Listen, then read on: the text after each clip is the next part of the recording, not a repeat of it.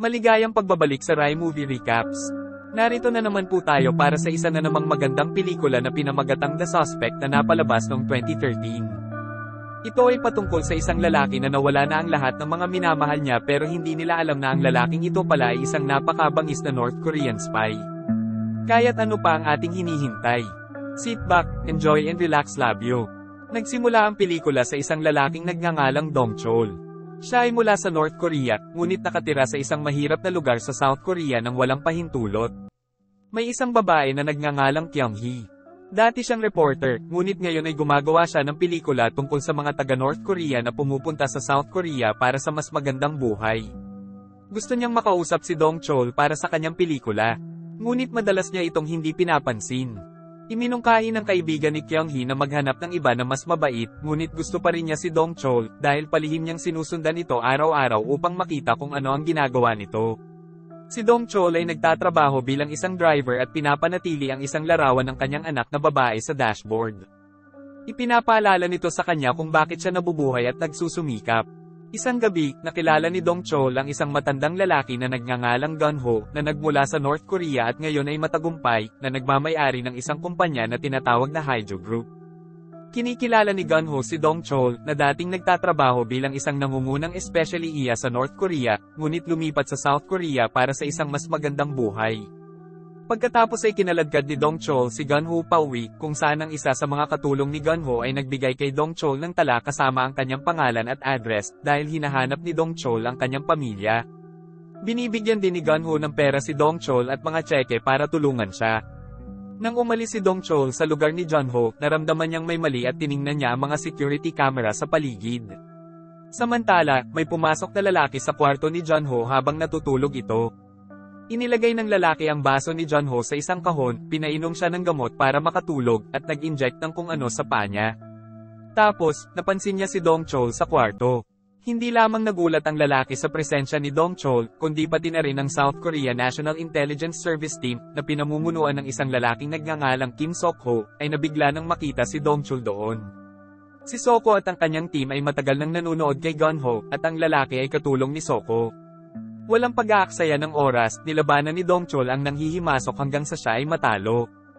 Hiniling ni Gun-ho, na naghihingalo, kay Dong Chol na kunin ang kanyang baso at ilibing dahil ito ay napakahalaga. Pagkatapos, tumawag si Sako ng pulis sa bahay ni Gun-ho habang nandoon pa si Dong Chol. Dumating ang mga pulis at sinigurado ang lugar. Isa sa mga opisyal, na lumabas na nagtatrabaho para sa Sako, ay humiling kay Dong Chol para sa kaso ng salamin ni Gun-ho. Napagtanto ito, tumanggi si Dong Chol at sinubukang tumakas. Matapos makatakas si Dong Chol dala ang mga mahalagang bagay, inutusan ni Sok-ho na patayin ang lahat sa bahay ni Gun-ho para magmukhang pinatay ni Dong Chol ang presidente ng grupo ng Haijo at ang iba pang naruroon. Pagkatapos, nagpasya si Sok-ho na makipag-ugnayan sa isa sa mga field agent mula sa National Intelligence Service na pinangalanang Min Se-hun, na napakahusay sa paghahanap at paghuli ng mga undercover na ahente mula sa North Korea. Nang marinig ni Se-hun ang tungkol sa misyon na mahuli si Ji Dong Chol, talagang nasasabik siya dahil kilala niya si Dong Chol at nakilala na niya ito noon pa. Kinabukasan, napagtanto ni Dong Chol na pinapanood siya ng mga ahente ng South Korea.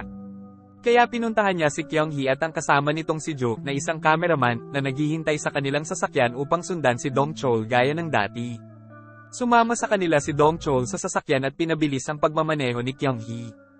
Sa pag-iisip na maaaring handang makipagtulungan ngayon si Dong Chol, sabik na pinaandar ni Kyung-hee ang sasakyan. Sa daan, sinusubukan niyang kumbinsihin si Dong Chol. Ibinahagi ni Dong Chol ang kanyang kwento, na nagpapaliwanag kung paano ito makakatulong sa iba pang mga imigrante sa North Korea na nagsisikap na magkaroon ng mas magandang buhay sa South Korea. Gayunpaman, nananatiling tahimik si Dong Chol. Samantala, sina Sok-ho at Se-hun ay dumalo sa isang pulong kasama ang matataas na opisyal ng militar at pulisya, para talakayin ang pagpatay sa presidente ng Haijo Group. Ang Pangulo ay dapat na kumatawan sa North Korea at mamagitan sa isang mahalagang pagpupulong tungkol sa relasyon sa pagitan ng dalawang bansa.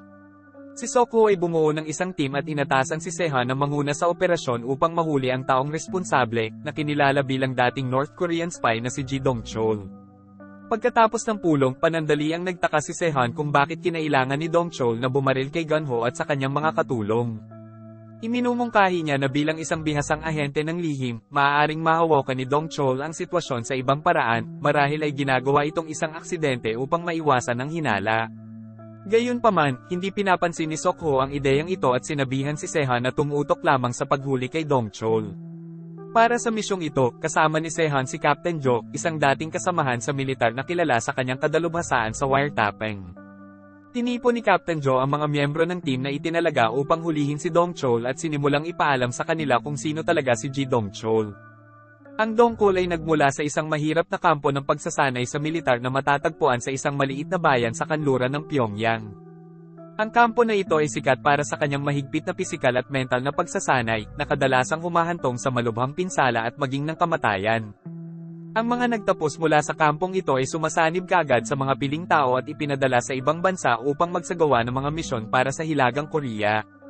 Kilala si Ji Dong Chol bilang pinakamatalinong at pinakamatigas na especially iyan ng North Korea, na nagpapahirap sa mga ahensya ng panektik sa buong mundo na mahuli siya. Sa kabila ng pagtugis ng CIA at Interpol, ang mga kasanayan ni Dong Chol ay nakakatulong sa kanya na maiwasan ang patuloy na paghuli. Noong 2009, sa Hong Kong, binabantayan ng mga lihim na ahente ng South Korea, sa pangunguna ni Han, ang isang barkong nagdadala ng mga armas na sinadya upang ipuslit sa China ng North Korea. Si Dong Chol ang inatas ang bantayan ng barko laban sa anumang panghihimasok. Binigyang diin ni Captain Jo kung paano nagawang ibagsak ni Dong Chol ang lahat ng mga tauhan ni Sehun ng mag-isa sa isang paghaharap na nagpapakita kung gaano siya kadelikado at kung bakit kailangan nilang maging mas maingat sa paligid niya. Sa kabilang banda, nagawa ni Dong Chol na makawala sa sasakyan ni Kyung-hee sa panahon ng traffic. Pagkatapos ay nawala siya sa abalang mga tao sa mga lansangan, patungo sa address na ibinigay sa kanya ng katulong ni Gun-ho noong nakaraang gabi. Samantala, sa punong tanggapan ng NIS, iniutos ni Sehun ang paghahanap para sa lahat ng nakipag-ugnayan kay Dong Chol nitong mga nakaraang taon. Ito ay matapos matukoy ng investigasyon ng pulisya si Dong Chol bilang pangunahing sospek sa pagpatay kay Gun-ho at sa kanyang mga utusan. Natagpuan ng mga fingerprints ni Dong Chol sa armas na ginamit sa pagpatay na natuklasan sa kanyang tahanan sa paghahanap ng pulisya. Sinabi ng isang miyembro ng team kay Sehun na nakita si Dong Chol isang oras ang nakalipas kasama ang isang dating babaeng reporter na nagngangalang Kyung-hee at ang kanyang cameraman na si Ju. Inutusan ni Han ang kanyang team na hulihin si Kyung-hee at ang kanyang partner. Pagkatapos ay ipinaalam ni Captain Jo kay Han na si Kyung-hee ay gumagawa ng isang dokumentaryo tungkol sa mga imigrante sa North Korea na pumunta sa South Korea. Tinanong ni Han si Kyung-hee kung bakit si Dong Chol ang napili niyang source pero hindi siya sumasagot. Nang ihayag ni Han na si Dong Chol ay pinaghihinalaan sa pagpatay sa chairman ng Haeju Group. At ang kanyang mga kasamahan ay nabigla sa hindi inaasahang balita. Samantala, itinalaga ni Sok-ho ang isa sa kanyang mga nasasakupan, isang lalaking nagngangalang Dong, upang bawiin ang salamin ni Gun-ho, na kinuha ni Dong Chol. Partikular na interesado si Sok-ho sa pagkuha ng mga basong ito, ngunit nabigo ni Dong Chol ang kanyang mga plano. Sinabi ni Dong kay Sok-ho na nakakita siya ng note na may pangalan at address ng isang nagngangalang Lee Kwang-jo sa lugar ni Dong Chol. Sa karagdagang pagsisiyasat, natuklasan na si Lee Kwang-jo ay isang dating North Korean spy na matagumpay na nakatakas at ngayon ay isang mamamayan ng South Korea. Pagkatapos ay inutusan ni Sok-ho ang isang sniper na bantayan si Lee Kwang-jo, umaasa na maaaring subukan ni Dong Chol na makipagkita sa kanya. Samantala, sinubukan ni Dong Chol na makipag-ugnayan sa kanyang mga kakilala, ngunit sinusubaybayan ni Han ang lahat ng koneksyon at hakbang ni Dong Chol upang direktang makipag-usap sa kanya. Nang marinig ang boses ni Han, agad siyang nakilala ni Dong Chol bilang isang especially iyan ng South Korea na nakatagpo niya sa isang misyon sa Hong Kong noong 2009. Sa kabila ng matinding pinsala kay Sehun noon, nagpasya si Dong Chol na huwag siyang patayin matapos malaman na si Sehun ay isang ama at asawang katulad niya. Bilang resulta, iniligtas ni Dong Chol ang buhay ni Sehun at tinalikuran ng kanyang misyon na wala nang walang bakas. Nangako si Sehun na habulin si Dong Chol ng walang humpay, pakiramdam niya obligado siyang hulihin siya. Gayunpaman, iginiit ni Dong Chol ang kanyang kawalang kasalanan na sinasabing siya ay kinukuha para sa pagpatay sa chairman ng Haeju Group at sa kanyang mga kasama. Nananatiling hindi kumbinsido si Han sa mga pahayag ni Dong Chol. Sinabi ni Dong Chol kay Han ang tungkol sa attacker na nakatagpo niya sa lugar ni Gun-ho at ang mga interesadong kunin ang salamin ni Gun-ho, hinimok si Han na tingnan ito. Humihingi siya ng ilang oras upang mag-imbestiga sa kanyang sarili. Nangako na si Suko mamaya at nagbibigay ng address para makilala siya ni Sehun. Biglang tinapos ni Dong Chol ang tawag bago pa malaman ni Sehun at ng kanyang team kung nasaan siya. Sumugod si Kyung Hee at sinabi kay Sehun na naghihiganti si Dong Chol sa lalaking pumatay sa kanyang asawa at anak na babae. Isinasaalang-alang ang pagpapakamatay pagkatapos humingi ng paghihiganti, hinanap ni Dong Chol ang address ni Lee Kwang-jo. Sa pagpasok sa bahay ni Kwang-jo, nakita siya ni Dong Chol na may kausap sa kanyang telepono. Pagkatapos na desarmahan si Kwang-jo Dong Chol, inakusahan siya ng dahilan ng pagkamatay ng kanyang asawa at anak na babae. Lumalabas na pagkatapos tumalikod si Dong Chol sa Hong Kong, itinuring siyang traidor sa kanyang bansa na humantong sa pagbitay sa kanyang buong pamilya, kung saan si Kwang-jo ang pumatay sa asawa at anak ni Dong Chol. Hindi alam ang sniper na ipinadala ni Sako, na nakaposisyon sa malapit at handang barilin si Dong Chol, naghanda siyang barilin si Kwang-jo. Gayunpaman, bago kumilos si Dong Chol, hiniling ni Kwang-jo na magsulat ng isang bagay sa kanyang kamay at ipakita ito kay Dong Chol. Habang papalapit si Dong Chol, napansin niya ang biglang pagkislap ng liwanag, na pagtanto ang presensya ng sniper. Sa pag-iwas sa pagbaril, kinuha ni Dong Chol ang telepono ni Kwang-jo at tumakbo palayo. Si Kwang-jo at ang kanyang asawa ay matagumpay na nakatakas, habang si Dong at ang kanyang mga tauhan ay nagsimulang habulin si Dong Chol. Nang malaman ni Sehun na may ibang grupo ang nasangkot sa misyon, nagalit siya, iginiit na dapat itong hawakan ng kanyang koponan ng mag-isa. Agad niyang sinabihan ng kanyang mga tauhan na ituloy ang paghahanap at hanapin si Dong Chol. Habang tumatakbo palayo, aksidenteng nabangga ni Dong Chol ang isang sniper na sinusubukang patayin siya. Nalaman niyang ang sniper ay dating espiya ng North Korea na nagtatrabaho sa Sako. Matindi ang laban nila hanggang sa tuluyang natalo ni Dong Chol ang sniper. Si Sehun, na alamang tungkol sa away ni Dong Chol at ng sniper, ay naghinala dahil ang sniper ay hindi bahagi ng kanyang koponan. Iniisip niya na maaaring nagpadala si Sokho ng isa pang koponan nang hindi sinasabi sa kanya. Hinarap ni Sehun si Sokho at ipinakita sa kanya ang isang nakarecord na pakikipag-usap kay Dong Chol, kung saan pinag-uusapan nila kung paano binabalangkas si Dong Chol at ang kahalagahan ng mga salamin ni Gunho. Gayunpaman, hindi pinapansin ni Sokho ang mga alalahanin ni Sehun, binanggit ang mga utos mula sa mga nakatataas. Alam na ni Sehun na kinokontrol ni Sokho ang mga dating ahente ng North Korea, na tumalikod, na nag-aalok sa kanila ng kaligtasan sa South Korea bilang kapalit ng kanilang serbisyo. Sa kabila nito, inalis ito ni Sokho at sinabihan si Sehun na gampanan ang kanyang mga tungkulin ayon sa utos. Nang malaman na si Sokho ay nagpapakilos ng kanyang sariling grupo, inatasan ni Sehun si Kapitan Jo na imbestigahan pa ang kaso ng pagpatay kay Gunho upang kumpirmahin ang pag-aangkin ni Dong Chol na siya ay na-set up. Sinimula ni Sehun ang pagsisiyasat sa forensic na ulat tungkol sa mga fingerprint at sanhi ng kamatayan ni Gunho. Binabalaan niya ang pinuno ng pangkat ng forensics ng pulisya, na maaari silang mawalan ng trabaho kung may matuklasan na palatandaan ng pakikialam sa ulat sa pinangyarihan ng krimen. Samantala, sinisiyasat ni Kapitan Jo ang kasaysayan ni Dong Chol, tinutunton ng kanyang mga aksyon matapos siyang mawala kasunod ng kanyang desisyon na talikuran ang kanyang misyon sa Hong Kong. Lumalabas na sinubukan ni Dong Chol na bumalik sa North Korea, ngunit binansagan itong traidor dahil sa pagbabago ng rehimen. Ang mga elit na sundalo mula sa nakaraang gobyerno ay itinuring ng mga taksil at nahaharap sa pagbitay, kabilang si Dong Chol.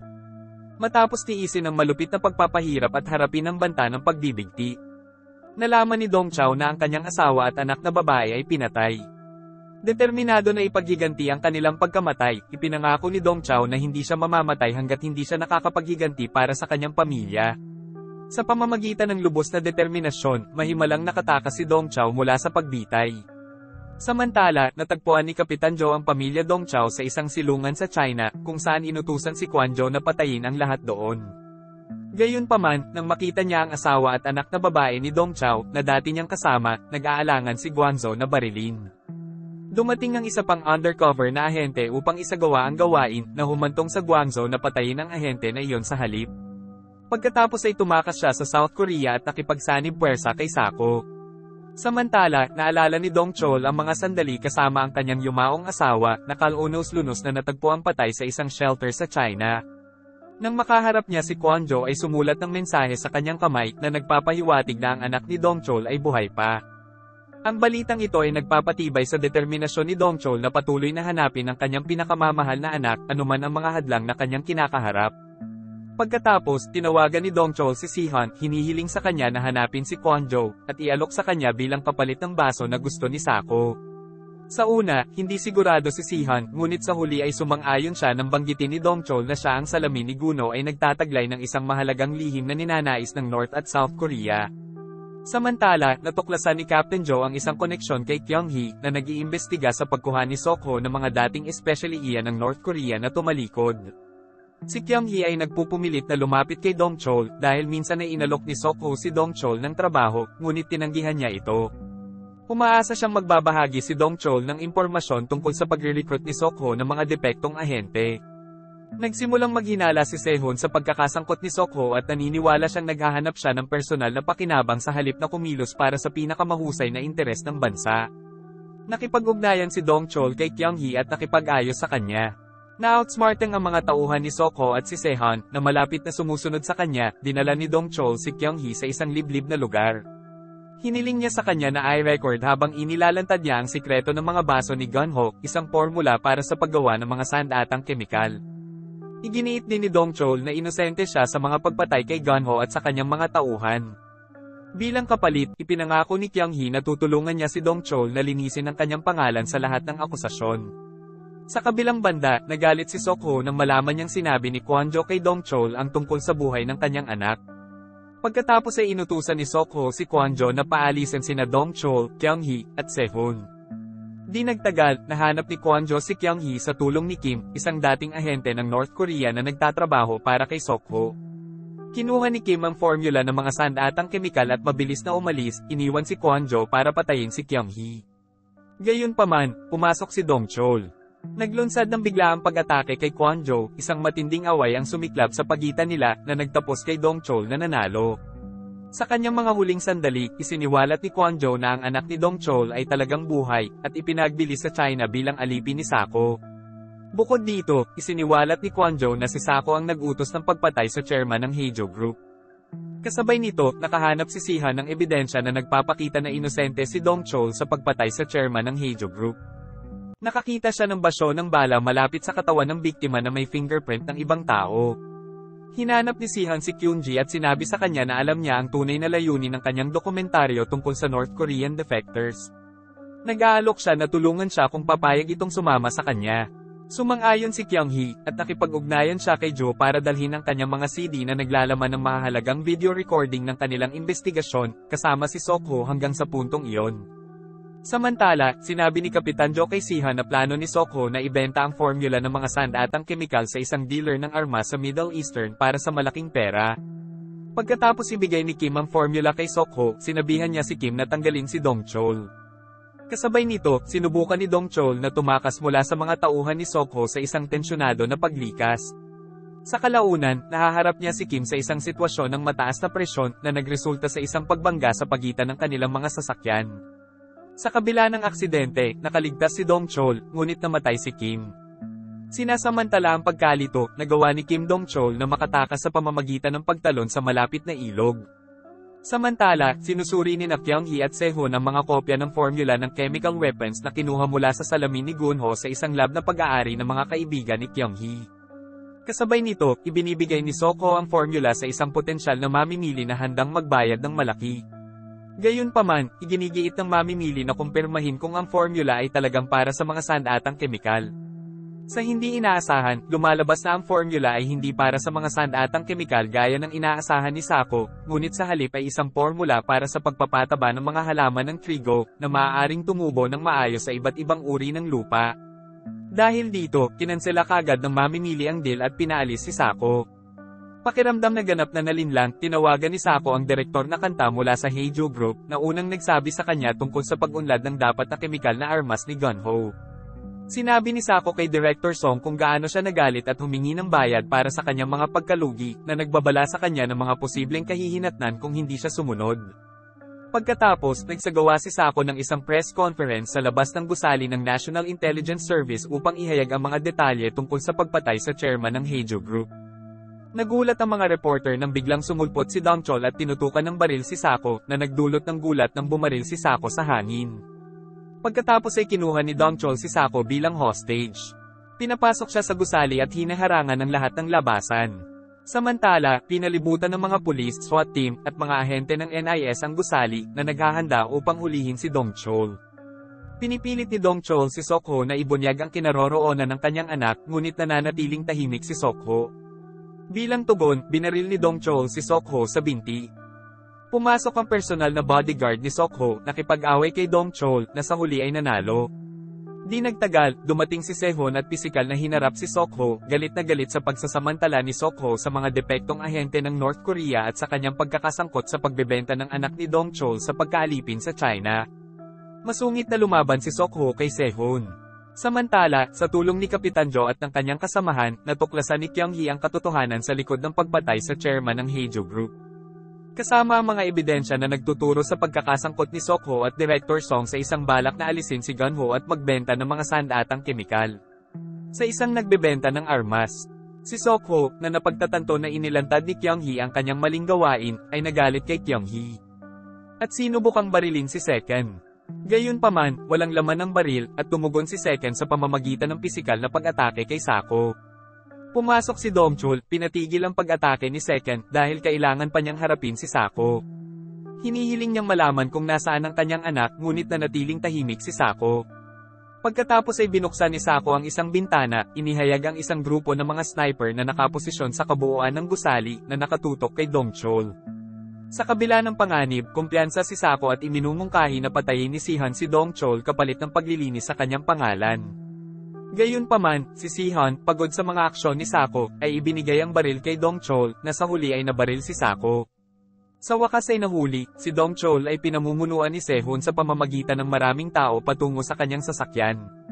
Nakuha ang mata ni Kyung-hee, huminto si Dong Chol, binigyan siya ng isang ngiti ng pasasalamat at isang mabagal na yumuko para sa kanyang tulong. Bago sila umalis, binigyan ni Kapitan Jo si Sehun ng flash drive na naglalaman ng patunay ng mga krimen ni Sok-ho at isang address. Habang nasa daan, ipinakita ni Sehun kay Dong Chol ang isang larawan ng pamilya, na iniisip kung paano nito pinigilan si Dong Chol na saktan siya. Salamat dito, nagpa siya si Sehun na bayaran ng pabor sa pamamagitan ng pagbibigay kay Dong Chol ng address ng kinaroroonan ng kanyang anak sa China, na natagpuan ni Captain Jo. Nang malapit nang ilabas ni Sehun si Dong Chol, huminto siya para sa isang sigarilyo. Pagkatapos, si Sihan ay tinanong ni Captain Jo para sa kung ano ang tila sa kanyang pagkabigo na panatilihing nasa ilalim ng surveillance si Dong Chol. Si Kyung-hee ay bumalik sa kanyang trabaho bilang isang TV reporter at sinabi sa publiko na ang North Korea ay nakakuha ng isang formula upang palakasin ang produksyon ng trigo upang matugunan ang mga kakulangan sa pagkain sa mga tao nito. Samantala, dumating si Dong Chol sa China at nalaman kung nasaan ang kanyang anak na babae, nagtatrabaho bilang isang alipin sa bukid. Nagtapos ang pelikula sa pagpasok ni Dong Chol sa isang farmhouse, kung saan ang kanyang anak na babae at iba pang mga alipin ay pinilit na magtrabaho. At dito na nga nagtatapos ang pelikula natin para sa araw na ito. Maraming salamat sa panunood.